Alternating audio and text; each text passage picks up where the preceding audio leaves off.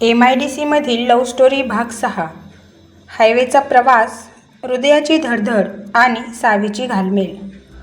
गावाकडच्या 4 दिवसांच्या अविस्मरणीय सुट्ट्या संपून जेव्हा पुण्याच्या भोसरी MIDCमध्ये परत येण्याची वेळ आली तेव्हा एक अभूतपूर्व बदल घडून आला होता. सावी नेहमीप्रमाणे ST बसने जाण्याची तयारी करत होती, पण तिच्या वडिलांनी स्वतःहून प्रसादला विनंती केली की प्रसाद बाबू, आमची सावी पण पुण्याला चालली आहे. जर तुमच्या गाडीत जागा असेल तर तिला तुमच्यासोबत घेऊन जाल का?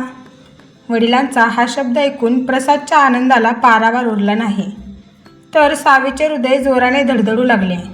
कारण तिने कधी स्वप्नातही विचार केला नव्हता की ती प्रसादच्या आलिशान स्पोर्ट्स गाडीत बसून प्रवास करेल. सावीने जड अंतकरणाने आपल्या थकलेल्या आईवडिलांचा निरोप घेतला. तिच्या डोळ्यात अश्रू होते, पण गाडीच्या फ्रंट सीटवर बसताना तिच्या मनात एक वेगळीच भीती आणि हुरहुर सुरू होती. प्रसादने गाडी सुरू केली. गाडीने वेग घेतला आणि सावीच्या गावाकडची माती, ती विहीर, ते शेत हळूहळू मागे पडू लागले आणि गाडी हायवेला लागली. गाडीच्या बंद काचा, वातानुकूलित वातावरण आणि हलकासा सुवास यांमुळे सावीला सुरुवातीला प्रचंड संकोच वाटत होता.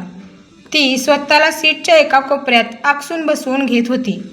प्रसादने सावीची ही अस्वस्थता ओळखली आणि त्याने गाडीचा रेडिओ सुरू केला, ज्यावर अत्यंत संथ आणि भावूक मराठी गाणे वाजू लागले, ज्यामुळे गाडीतील शांतता थोडी विरघळली.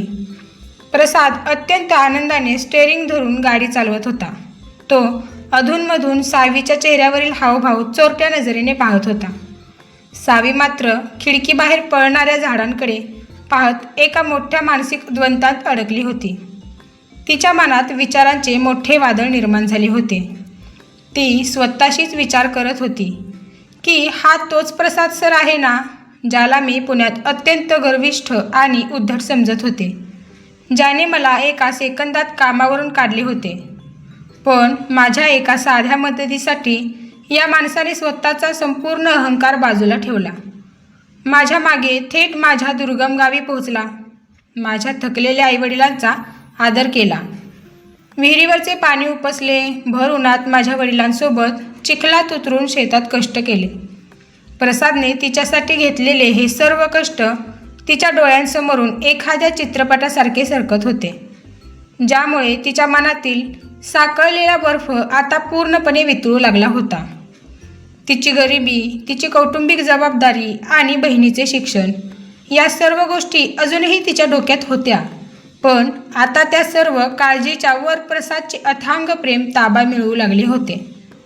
प्रसादने शांतता तोडत विचारले, सावी, गावाकडून आल्यावर वाईट वाटतंय का? डोळ्यात अजूनही पाणी आहे तुझ्या? सावीने पटकन आपले डोळे पुसले आणि अत्यंत हळव्या आवाजात म्हणाले, नाही सर, वाईट नाही वाटत, पण तुम्ही माझ्या घरच्यांसाठी जे काही केलं त्याची मी अगदी कल्पनाही केली नव्हती. प्रसाद हसला आणि म्हणाला, सावी, मी ते तुझ्या घरच्यांसाठी नाही तर माझ्या स्वतःच्या माणसांसाठी केले, आणि प्लीज आता तरी मला सर म्हणणं बंद करशील का? प्रसादचे हे शब्द ऐकून सावीच्या चेहऱ्यावर एक सुंदर लाजेची लाट पसरली. तिने मान खाली घातली, पण तिच्या नजरेत आता कोणताही नकार किंवा राग नव्हता. पुण्याच्या हद्दीत गाडी शिरेपर्यंत सावीच्या मनातील घालमेल संपली होती. तिने ठरवले होते की आता ती स्वतःच्या भावनांशी आणखी खोटं बोलणार नाही. जेव्हा गाडी भोसरी MIDCमधील त्यांच्या इमारतीपाशी येऊन थांबली तेव्हा सावी गाडीतून उतरली. तिने प्रसादकडे पाहिले आणि तिच्या नजरेने एक मूक ग्वाही दिली की तिचे मन आता पूर्णपणे बदललेले आहे. सुट्ट्या संपून दुसऱ्या दिवशी जेव्हा सावी पुन्हा मोदक कंपनीच्या असेंब्ली डिपार्टमेंटमध्ये कामावर हजर झाली तेव्हा लाईनवरील वातावरण नेहमीसारखेच होते. यंत्रांचा तो कानठळ्या बसवणारा आवाज, ऑपरेटरची धांदल आणि वीकली मीटिंगचे दडपण, सर्व काही तसेच होते.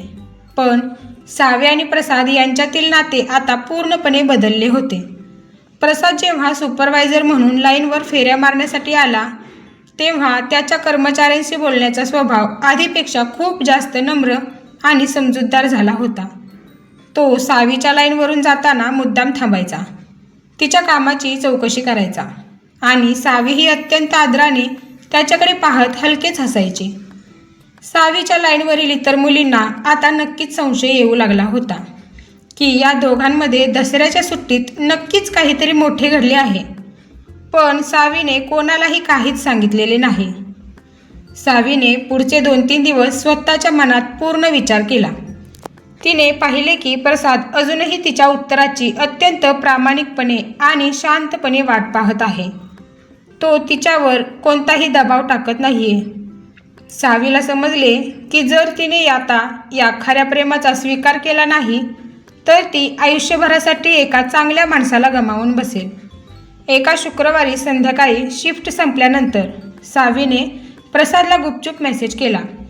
आज रात्री जेवण झाल्यावर मला बिल्डिंगच्या वरच्या गच्चीवर भेटा, मला तुमच्याशी बोलायचं आहे. हा मेसेज वाचताच प्रसादच्या हृदयाचे ठोके चुकले.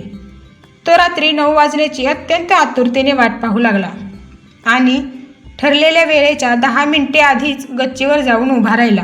रात्रीची गार हवा सुटली होती.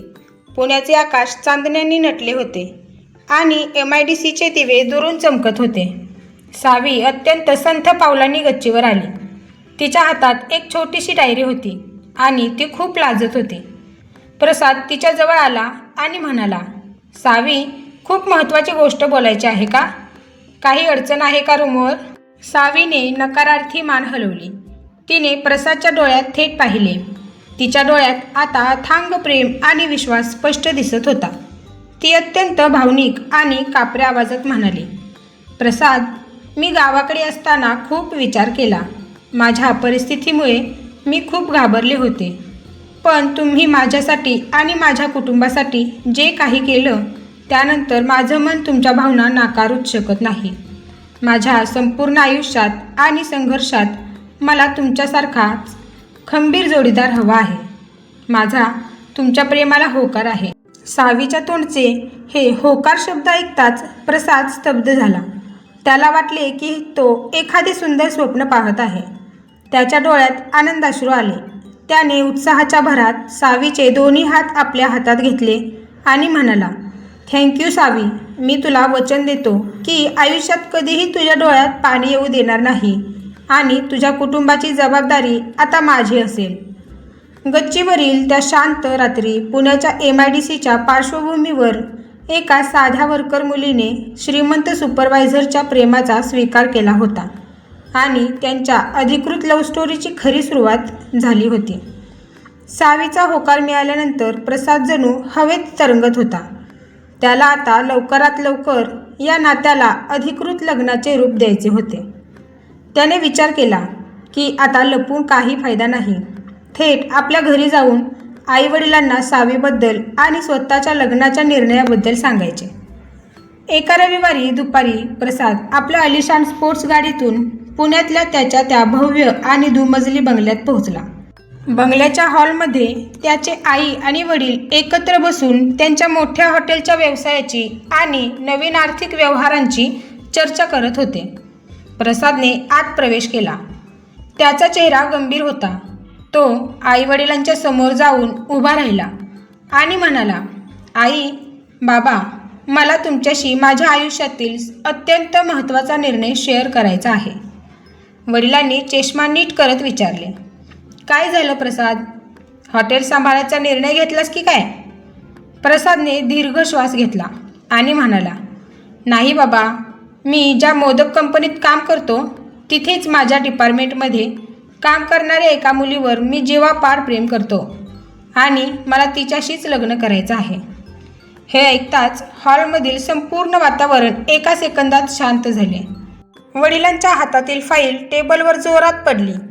त्याच्या आईने आश्चर्याने विचारले, कोण आहे ती मुलगी? पुण्यातल्या कोणत्या मोठ्या कुटुंबातील आहे की आमच्या ओळखीच्या हॉटेल व्यावसायिकांची मुलगी आहे?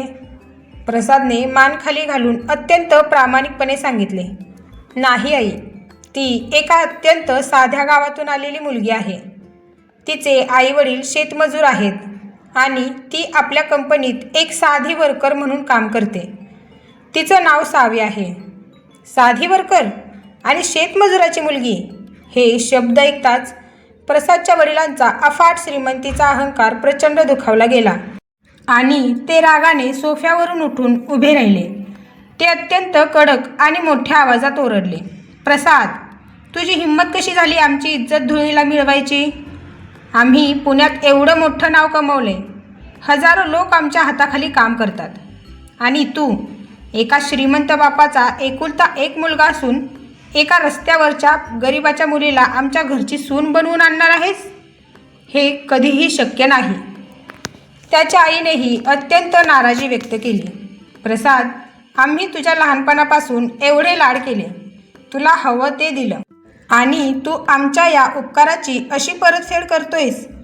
ती मुलगी नक्कीच तुझ्या पैशावर आणि आपल्या श्रीमंतीवर डोळा ठेवून तुझ्या आयुष्यात आली असेल. तिने तुला जाळ्यात ओढले. आईचे हे शब्द ऐकून प्रसादला प्रचंड राग आला. तो म्हणाला, आई, तोंड सांभाळून बोला. सावी अत्यंत स्वाभिमानी आहे. तिला तर मी श्रीमंत आहे हे माहीतही नव्हतं, आणि तिने मला पैशासाठी नाही तर माझ्या कष्टासाठी होकार दिलाय. तिच्या गावात जाऊन मी स्वतः 4 दिवस मातीमध्ये राहून आलोय, कष्ट करून आलोय. तेव्हा मला समजलं की खरी माणुसकी काय असते. वडिलांनी टेबलवर हात मारला आणि कडक शब्दात अंतिम निर्णय सुनावला. प्रसाद, जर तुला त्या भंगार गरीब मुलीशी लग्न करायचं असेल तर या बंगल्याची आणि आमच्या हॉटेलच्या साम्राज्याची आशा सोडून दे. तुला आमच्या संपत्तीतून 1 रुपयाही मिळणार नाही. तुला या घरात राहायचा कोणताही अधिकार नाही. एक तर सावीला निवड, नाहीतर आमचा त्याग कर. वडिलांनी दिलेला हा कडक नकार आणि आईचे टोमणे ऐकून प्रसादचे हृदय आतून तुटले. पण त्याचा सावीवरील विश्वास ढळला नाही. तो अत्यंत खंबीरपणे म्हणाला, ठीक आहे बाबा, जर तुम्हाला पैशाचा एवढा माज असेल तर मला तुमची ही श्रीमंती आणि संपत्ती अजिबात नकोय. मी सावीसाठी हे घर आणि तुमची सर्व संपत्ती आत्ता याच क्षणी सोडत आहे. प्रसादने गाडीची चावी आणि पाकीट टेबलवर ठेवले. आईवडिलांच्या पाया पडून तो अत्यंत ताठ मानेने आणि रिकाम्या हाताने त्या भव्य बंगल्याच्या बाहेर पडला. त्याच्या डोळ्यात आता सावीच्या स्वाभिमानाची रक्षा करण्याची एक वेगळीच ईर्ष्या निर्माण झाली होती. बंगल्यातून बाहेर पडल्यानंतर प्रसादकडे आता स्वतःचे म्हणता येईल असे काहीच उरले नव्हते. त्याची महागडी गाडी, बँक अकाउंट्स, सर्व काही त्याच्या वडिलांनी ब्लॉक केले होते. तो एका साध्या एस.टी. बसने आणि रिक्षाने प्रवास करून भोसरी MIDCमधील त्याच्या त्या बॅचलर रूमवर परत आला. त्याचा चेहरा उतरलेला होता, कपडे विस्कटलेले होते, पण मनामध्ये सावीला मिळवण्याचा पक्का निश्चय होता. संध्याकाळी जेव्हा सावी रूमवर आली आणि तिने प्रसादची ही अवस्था पाहिली तेव्हा तिने तात्काळ त्याला कारण विचारले. प्रसादने सावीचा हात हातात घेतला आणि अत्यंत शांतपणे सांगितले, सावी, मी आज माझ्या घरी आपल्या नात्याबद्दल सांगितले, पण माझ्या आईवडिलांना आपली गरिबी आणि साधेपणा मान्य नाही. त्यांनी मला स्पष्ट सांगितले की जर सावीशी लग्न करायचे असेल तर घर सोडावे लागेल, आणि मी तुझ्या स्वाभिमानासाठी माझं घर, बंगला आणि करोडोंची संपत्ती सोडून आलोय. हे ऐकताच सावीच्या पायाखालची जमीनच सरकली. तिच्या डोळ्यातून घळाघळा अश्रू वाहू लागले. ती अत्यंत हवालदिल झाली. ती रडत रडत म्हणाली, प्रसाद, हे तुम्ही काय केलंत? माझ्यासारख्या एका गरीब मुलीसाठी तुम्ही तुमच्या जन्मदात्या आईवडिलांचा त्याग केलात. मला हे पाप नकोय. माझ्यामुळे तुमचं सुखाचं आयुष्य उद्ध्वस्त झालं. लोक मला नावं ठेवतील की मी पैशासाठी तुम्हाला तुमच्या घरापासून तोडलं. प्रसादने सावीला खांद्याला धरून जवळ केले आणि तिचे अश्रू पुसत म्हणाला, सावी, शांत हो. तू कोणताही गुन्हा केलेला नाहीस. मी स्वतः हा निर्णय घेतलाय. मला पुण्यातल्या त्या पैशाच्या हव्यासापेक्षा तुझा साधेपणा आणि प्रामाणिकपणा जास्त महत्त्वाचा वाटतो.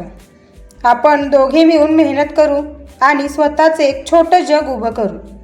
प्रसादचे हे प्रेम आणि त्याचे अथांग धाडस पाहून सावीच्या मनात त्याच्याबद्दलचा आदर 1000 पटीने वाढला. तिने स्वतःचे अश्रू पुसले आणि तिचे मन खंबीर झाले.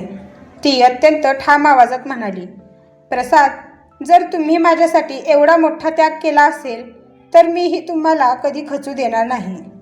आता आपण दोघे मिळून या MIDCमध्ये अहोरात्र कष्ट करू. तुम्ही सुपरवायझर आहात, मी वर्कर आहे. आपण दोघे मिळून आपल्या कष्टाच्या पैशावर स्वतःचं घर घेऊ आणि लग्न करू.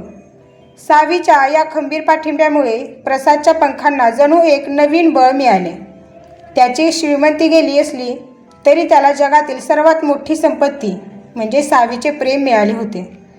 दुसऱ्याच दिवसापासून प्रसादने चैनीचे जीवन पूर्णपणे सोडून दिले. तो कंपनीच्या बसने प्रवास करू लागला, साधा डबा खाऊ लागला आणि लाईनवर जास्त वेळ ओव्हरटाईम करून पैसे साठवू लागला. सावीसुद्धा त्याला प्रत्येक पावलावर मदत करत होती. दोघे मिळून दरमहा मिळणाऱ्या पगारातील एक रुपया अत्यंत काळजीपूर्वक बँकेत साठवत होते. MIDCमधील इतर कामगारांना जेव्हा समजले की एका करोडपती हॉटेल मालकाच्या मुलाने एका साध्या ऑपरेटर मुलीसाठी सर्व संपत्ती सोडली आहे आणि तो स्वतः लाईनवर राबतोय, तेव्हा सर्वांच्या मनात प्रसादबद्दल एक प्रचंड आदरची भावना निर्माण झाली. ते दोघे आता फक्त प्रेमी जीव नव्हते, तर ते एकमेकांचे खरे सुखदुःखाचे सोबती आणि कष्टाचे भागीदार बनले होते, ज्यांची लव्ह स्टोरी MIDCच्या वातावरणात रोज एक नवीन आदर्श निर्माण करत होती. पुढचे 3-4 महिने अत्यंत कष्टाचे, त्रासाचे पण तितकेच समाधानाचे गेले. प्रसाद आणि सावी यांनी मिळून त्यांच्या लग्नासाठी आवश्यक असणारी रक्कम बँकेत गोळा केली होती. सावीने आपल्या गावी फोन करून आपल्या आईवडिलांना सर्व सत्य परिस्थिती अत्यंत समजूतदारपणे सांगून टाकली होती. सावीच्या वडिलांना जेव्हा समजले की प्रसादने त्यांच्या मुलीच्या स्वाभिमानासाठी करोडोंची संपत्ती सोडली आहे, तेव्हा त्यांच्या डोळ्यात पाणी आले आणि त्यांनी या लग्नाला पूर्ण पाठिंबा दिला. सावीचे थकलेले आईवडील आणि तिची लहान बहीण गावातून अत्यंत साध्या कपड्यांमध्ये पुण्यात कोर्टात पोहोचले. प्रसादच्या बाजूने त्याचे आईवडील आले नव्हते, पण कंपनीतील त्याचे काही जवळचे कामगार मित्र आणि सावीच्या रूममधील मैत्रिणी साक्षीदार म्हणून हजर होत्या. पुण्याच्या कौटुंबिक न्यायालयात अत्यंत साध्या पद्धतीने कोणत्याही थाटामाटाशिवाय फक्त एकमेकांना हार घालून आणि रजिस्टरवर सह्या करून प्रसाद आणि सावी यांचे लग्न अधिकृतपणे संपन्न झाले. लग्न झाल्यावर सावीच्या वडिलांनी प्रसादचे हात आपल्या हातात घेतले आणि अत्यंत भावूक होऊन म्हणाले, प्रसाद बाबू, आजवर मी अनेक श्रीमंत माणसं पाहिली, पण तुमच्यासारखा सोन्यासारखा मनाचा माणूस मी आयुष्यात कधी पाहिला नाही. माझी मुलगी तुमच्या हातात सुरक्षित आहे. प्रसादने त्यांच्या पाया पडून आशीर्वाद घेतला आणि म्हणाला, बाबा, तुम्ही काळजी करू नका. सावी आता फक्त माझी पत्नी नाही, तर माझ्या कष्टाचं खरं फळ आहे. लग्नानंतर त्यांनी भोसरी MIDCच्या जवळच असलेल्या एका मध्यमवर्गीय सोसायटीमध्ये एक छोटीशी 1 RK रूम भाड्याने घेतली आणि आपल्या संसाराची सुरुवात केली.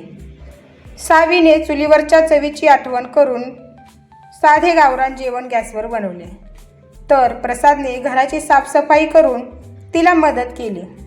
त्यांच्या या छोट्याशा घरात पुण्यातल्या बंगल्यासारखे नोकर-चाकर किंवा आलिशान सोफे नव्हते, पण तिथे जे सुख आणि शांतता होती ती प्रसादला त्याच्या पूर्वीच्या आयुष्यात कधीही मिळाली नव्हती. दुसऱ्या दिवशी सकाळी जेव्हा रोजची शिफ्ट सुरू झाली, तेव्हा ते दोघे एकत्र गळ्यात ID कार्ड घालून हातात हात घेऊन कंपनीच्या बसस्टॉपवर येऊन उभे राहिले. कंपनीच्या अथांग आणि गजबजलेल्या आवारात, मशीनच्या कांठाळ्या बसवणाऱ्या आवाजात आणि तांत्रिक चक्रांच्या मागे कडक सुपरवायझर आणि साधी वर्कर मुलगी आता मिस्टर आणि मिसेस प्रसाद म्हणून ताठ मानेने आत शिरले. कथेचा शेवट इथे होत नव्हता, तर पैशाच्या अफाट श्रीमंतीला माणुसकी आणि कष्टाच्या जोरावर हरवून MIDCच्या याच मातीत एका खऱ्या, शाश्वत आणि अजरामर प्रेमकथेची वेशीवर एक नवीन पहाट उगवली होती, जी कथा पुढे अनेक पिढ्यांना जगण्याचा आणि प्रेमाचा खरा अर्थ शिकवत राहणार होती. थांबा, कथा संपली नाही. प्रसादचे आईवडील यांना जेव्हा समजेल की प्रसादने त्या गरीब मुलीसोबत लग्न केलं, तेव्हा त्यांची प्रतिक्रिया काय असेल? प्रसाद सावीला पुढे कोणत्या संकटांना सामोरे जावे लागेल? प्रसाद सावीचं हे नातं कुठपर्यंत टिकणार? हे सर्व पाहण्यासाठी पहा भाग 7. चला तर मग भेटू पुढच्या भागात. जाता जाता चॅनलला सबस्क्राईब करायला विसरू नका. कथा आवडली असल्यास व्हिडिओला लाईक करा. हसत रहा, खुश रहा. धन्यवाद.